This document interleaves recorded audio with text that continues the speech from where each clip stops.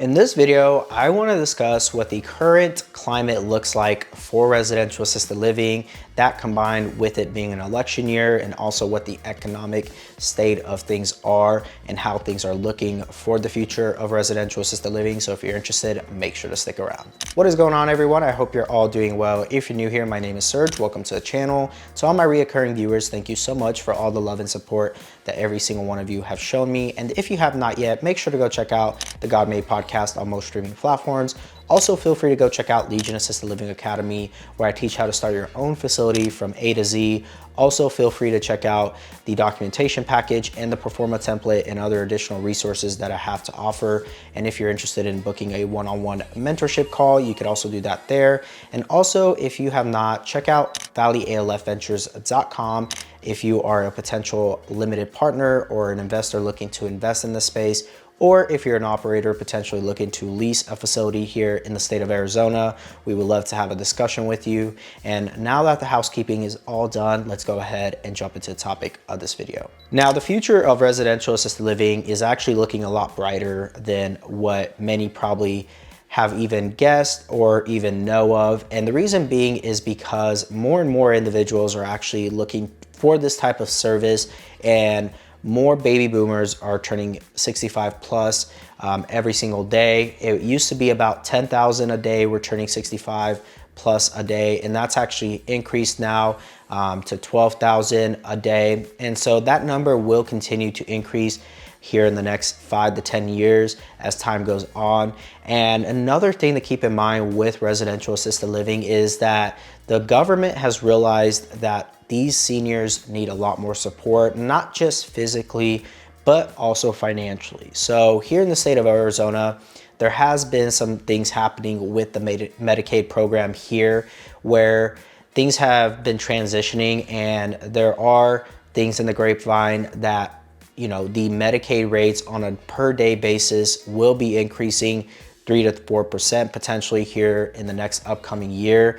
And that is very exciting for a lot of the facilities who are now incorporating the Medicaid programs into their facilities, just because more and more seniors are actually pivoting to getting Medicaid insurances and are utilizing what comes with those types of insurances. So that is something that we're starting to realize within the space, that private pay is still a great model and it can still work, certainly in areas that can afford private pay and being able to control those rates. And Medicaid is just another supplementation, right, that they can incorporate for their residents and into their facilities. And one thing I've noticed is kind of this ratio that a lot of operators, including myself, are now utilizing, is kind of splitting a private pay being 60% of their facility to Medicaid being about 40% of their facility. That ratio has seen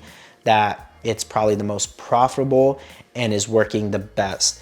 Now, again, a lot of facilities, especially out here in Phoenix and in the Phoenix metro area, were catered to the private pay clientele a lot more than the Medicaid clientele. The reason being is because the Medicaid clientele, right, anytime that you would turn into or start accepting Medicaid clients, what would happen is there would be a stigma associated with your facility by taking any type of Medicaid clients. And so that stigma has now kind of weathered off now, and people are starting to realize we can't keep doing that. We have to still incorporate the private pay and still do Medicaid. And so with that being said, the economical state of things, right, within our economy are obviously affecting a lot of things, right? Payroll has increased significantly in certain areas, not so much as Arizona, but property insurance and property taxes have gone up. Liability insurance has gone up a lot.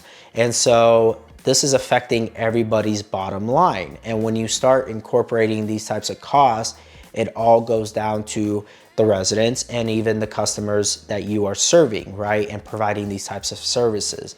And so the fact that Medicaid is now starting to see that and starting to realize that, hey, there are fixed costs that will continue to go up for these facilities to stay operational. How can we support them and start adding these types of increases to our budgets as well? And so with that, it's good to see that happening. But another thing is, as operators and as people who are serving these individuals, you know, we have to keep in mind that we're gonna have to keep up with these costs as well. And that's what happens in an inflationary state that we're currently in, is that things just continue to go up, and oftentimes pay rates aren't being increased as quickly. Things aren't being, you know, also even reimbursement rates or even private rates aren't being increased as significantly. And what has caught a lot of operators that aren't incorporating increases into their rates is the fact that, hey, things are just getting expensive. And so you're starting to realize, okay, how can we go in and purchase these facilities who are not keeping up with not just inflationary stuff, but also operational rise in things. So that is where you're able to get in on great opportunities and be able to take down certain properties and certain businesses and be able to come in and efficiently increase the bottom line and be able to incorporate the things that you need to incorporate to make it more profitable. And again, this is just stuff that I see for the future for residential assisted living. And, you know, real estate prices have just gone up so much that even to go buy something and convert it oftentimes doesn't always make sense. And so being able to go in and buy existing stuff and, you know, tweak some things and make them more better, that's where you're able to actually create a ton of value. And so with all that, I will be making a video about where I've been, how things have been going for the last 2.5 months. I haven't been as consistent of posting videos, but I will be making another video for you all, kind of discussing where I'm at with things, what I see happening and what I'm looking at and what I'm purchasing. So make sure to subscribe, like, and comment, and share this video. I appreciate all the support. Let me know your guys' thoughts on how you see things happening within your guys' local markets. I would love to hear from you guys. So make sure to leave a comment down below. And with all that being said, I will talk to you all in the next video.